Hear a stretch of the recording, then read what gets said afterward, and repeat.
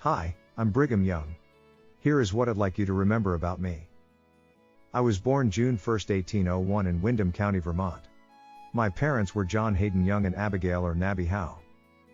I married Miriam Angeline Works on October 8, 1824 in Cayuga County, New York. She was born June 7, 1806 to Asa and Abigail Marks Works.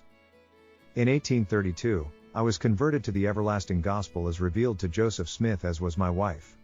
On September 8, 1832, my wife died of consumption, leaving me with two little girls, Elizabeth and Violet. In 1834, I married Marian Angel. She was the daughter of James William and Phoebe and Morton Angel. She was born June 8, 1803 in Ontario, County, New York. We had 6 children together.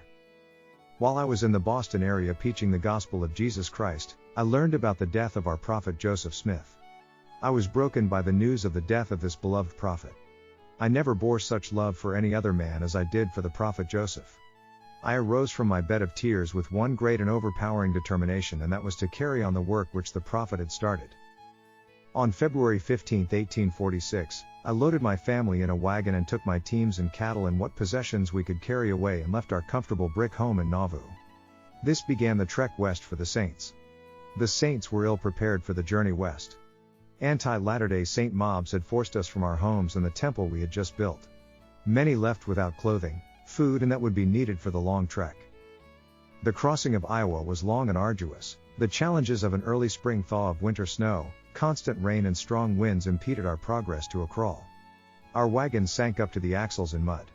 One day in March was particularly troublesome. Worn and weary, I proclaimed, "We passed only one mud hole today, it was 6 miles in length." The Lord had admonished, "Behold, mine house is a house of order." How would the Lord want this great people organized? There were thousands of saints with their families and animals trekking somewhere between Nauvoo and the Missouri River. I sought direction from the Lord as to how to organize and prepare the people to go west or stay at the Missouri until another season to go west.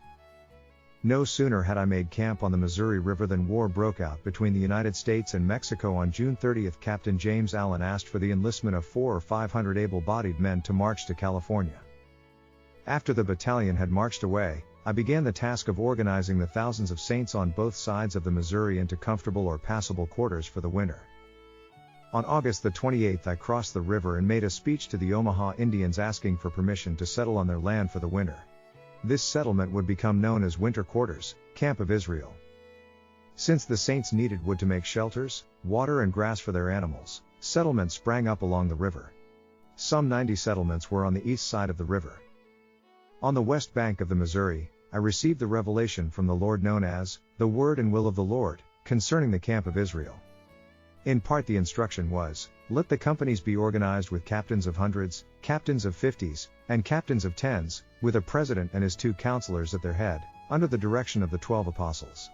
And this shall be our covenant, that we will walk in all the ordinances of the Lord. Let each company bear an equal proportion, according to the dividend of their property, in taking the poor, the widows, the fatherless, and the families of those who have gone into the army, that the cries of the widow and the fatherless come not up into the ears of the Lord against this people. Let each company prepare houses, and fields for raising grain, for those who are to remain behind this season, and this is the will of the Lord concerning his people. And if ye do this with a pure heart, in all faithfulness, ye shall be blessed. You shall be blessed in your flocks, and in your herds, and in your fields, and in your houses, and in your families. Be diligent in keeping all my commandments. I invite you to learn about those settlements and their residents. Listen to those pioneers talk about their sojourn in the wilderness as they anticipated a time for their trek west.